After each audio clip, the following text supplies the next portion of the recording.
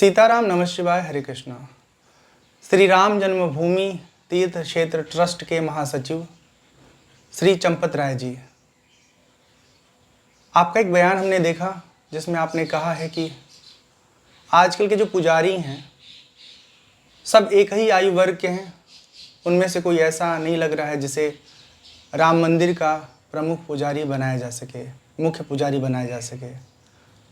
और जो पहले पूजा कर रहे थे पुजारी जी, अब वो नहीं रहे, ब्रह्मलीन हो गए, तो उनके जैसा कोई योग्य पुजारी बनने के योग्यता से युक्त कोई आपको पात्र दिखाई नहीं दे रहा है। यह किस आधार पे आपने कहा? भारतवर्ष बहुत विशाल है, बहुत बड़ा है, यहाँ पर एक से एक विद्वान हैं। आप एक मापदंड बनाइए कि राम जन्मभूमि मंदिर के भीतर मुख्य पुजारी की क्या योग्यता होनी चाहिए, और उस मापदंड के आधार पर आप लोगों का परीक्षण करिए। एक खुले मन से सार्वजनिक मंच पर आकर के लोगों को अपील करिए कि जो राम जन्मभूमि मंदिर में पूजा करना चाहता है मुख्य पुजारी के तौर पर, प्रमुख पुजारी के तौर पर, वो आवेदन करे, उसका परीक्षण करिए और पात्र साधक को यह पूजा का अवसर दीजिए। हर संगठन में कोई न कोई मुख्य व्यक्ति होता है। इतने बड़े विशाल भगवान राम के मंदिर में मुख्य पुजारी न होकर के केवल आप कर्मचारियों के दम पर पूजा पाठ की प्रक्रिया आरंभ करना चाहते हैं।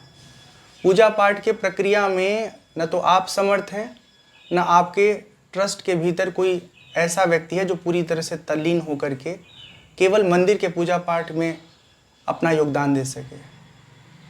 तो जब आप स्वयं सक्षम नहीं हैं, उस विधा के मर्मज्ञ नहीं हैं, तो इस देश में जो विद्वान लोग हैं उनमें से किसी एक का चुनाव करके और उपयुक्त व्यक्ति को उस जिम्मेदारी पर रखना, यह मंदिर के शोभा श्रृंगार और अलंकरण का विषय होगा।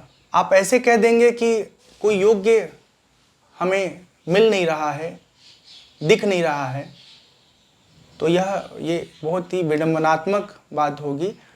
भारतवर्ष जो पूरी दुनिया में विश्व गुरु कहलाता है, यहाँ ढेर सारे गुरुकुल चलते हैं, वर्षों वर्षों रह करके गुरुकुल में स्वाध्याय करने वाले विद्वान जन रहते हैं। उन सबके साधना, उन सबके परिश्रम, उन सबके त्याग तपस्या का यह एक बहुत ही क्रूर मजाक सा प्रतीत हो रहा है जब आप कह रहे हैं कि कोई विद्वान इस भारत की भूमि पर आपको दिखाई नहीं दे रहा है। आप जीवन भर के लिए किसी को पुजारी मत बनाइए, जीवन भर के लिए किसी को मुख्य पुजारी के तौर पर नियुक्त मत करिए।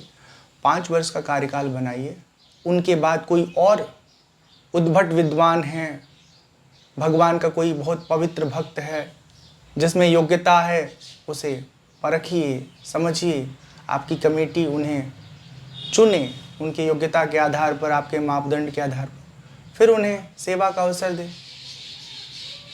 मंदिर से कोई संदेश अगर जाएगा मीडिया जगत के माध्यम से आम जनमानस में, तो वो संदेश कौन देगा? चंपत राय जी देंगे या कोई संगठन का पदाधिकारी देगा? और फिर वो देगा तो उसकी बात पर लोग विश्वास कितना करेंगे?